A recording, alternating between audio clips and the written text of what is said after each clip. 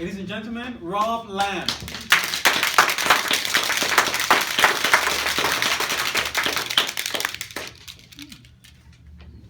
Good morning, fellow Toastmasters and guests. Thank you all for being here, taking the time out of your morning to get here. Needing life insurance is like a parachute. If it's not there once, you probably won't need it again. I want to take a quick poll, but before I do that, I want to tell you that I'm not here to sell you life insurance. That's not my job. That is my job, but today, that's not what I'm doing here. Okay? I like the guffaws in the room. It's awesome. I love to have some guffaws. It's not my job to sell you life insurance this morning. My job is to educate you. And the good news is other than myself, I think that there's only one other life insurance agent in the room, and that's Ken Kelly. So thank you very much for this opportunity. Again, I'm going to do a quick poll. How many of you have life insurance? 1, 2, 3, 4, 5, 6, 7, 8, 9. Wow. Okay? 9 out of 14. Okay? How many of you have it through work only? Through work only. There's one. Okay? And how many of you bought a private or a personal policy? 1, 2, 3. Okay, 8 out of there. All right. How many of you have both? All right. Both supplement that. Supplement that private policy. Wow. All right. Perfect. How many of you know the face amount of your life insurance? Okay, 1, 2, 3, 4, 5. Perfect. Perfect. And how many of you think that that amount is enough? No, I don't think it's enough. It's never enough. All right. Well, after today, we may have a question or two whether or not we have enough life insurance in place.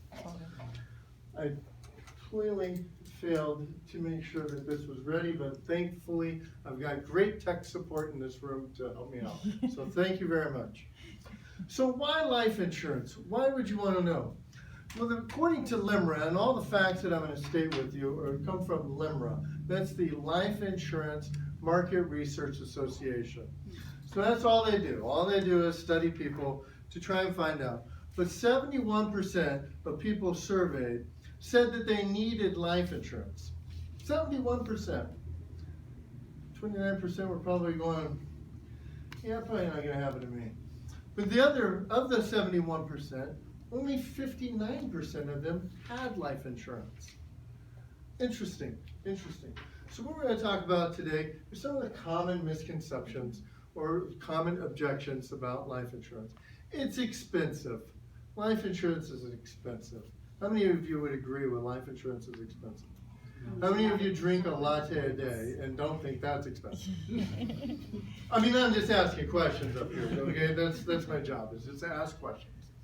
And maybe to challenge some common misconceptions. It's expensive. Life insurance is never going to get inexpensive for you because the older you get, the closer you are to getting to your time of need for that to pay out. It's for babies and young people. Yay. These are common misconceptions. Babies and young people. Interestingly enough, this is the best time to buy life insurance, but people don't do it. People don't do it. It's interesting. This you're going to get marketed to about babies. You're going to get marketed to how does the hospital usually present it to you. They give you a little cherub with a business card. It's a protect your little angel savings plan. Yay! And that may or may not be a good thing for you. They're not bad policies. They guarantee insurability in the future. That's what you want. Young people. Young people don't think that they're going to die, so guess what they don't do? They don't buy life insurance when they're healthy. They wait until they're 45 and they're starting to break down and they're taking medications and they see their dad die and they go, "Doggone it, Dad, why didn't you have life insurance?" And then they decide, well, you know what, that's a life event for me, so I need to go buy some life insurance. That's not the time that you want to buy it when you're already taking medication. You want to buy it when you're young and you're healthy. And I'm not going to die. I'm not going to. Anybody know the mortality rate in Maricopa County? By the way, does anybody know one more. I'll have you read. Besides Ken, does anybody know? No. 100%. Everybody in this room is gonna die. Okay, everybody in this room is gonna die. Guess what you need to do? You need to prepare for it, right?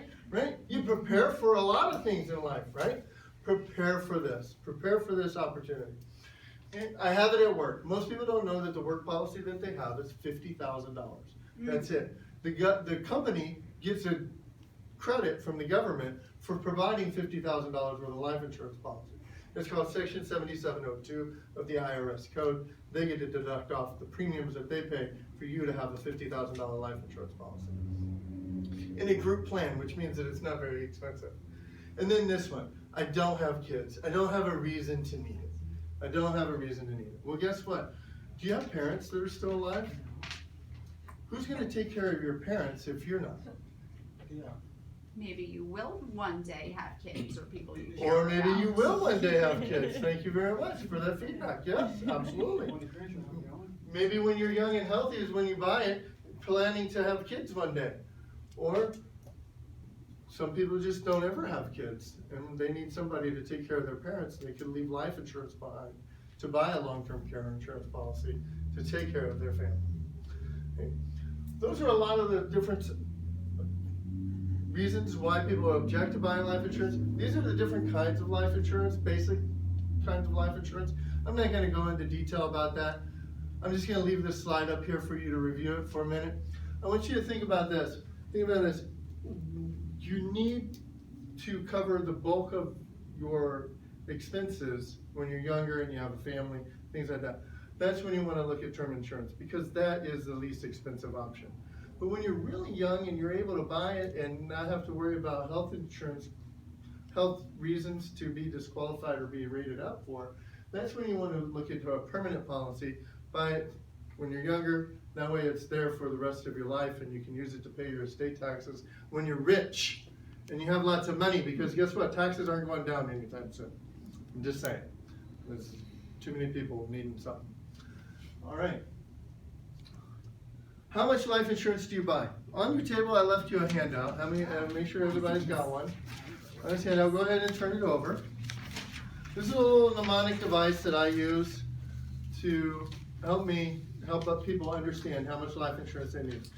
I'm not going to necessarily go through each and every one of them. I think that it's pretty self-explanatory.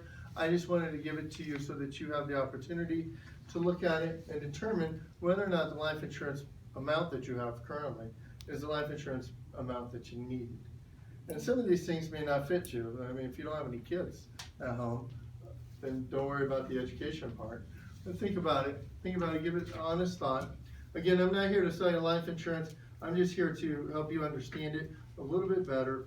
41% or 44% of the millennials that were surveyed said that life insurance cost 5 times more than it really did. A 40-year-old non-tobacco preferred young man in a 20-year term policy, $44 a month. $44 a month. My name is Rob Lamb. That's my information. Thank you very much for giving me the opportunity to speak today. You guys have a wonderful day.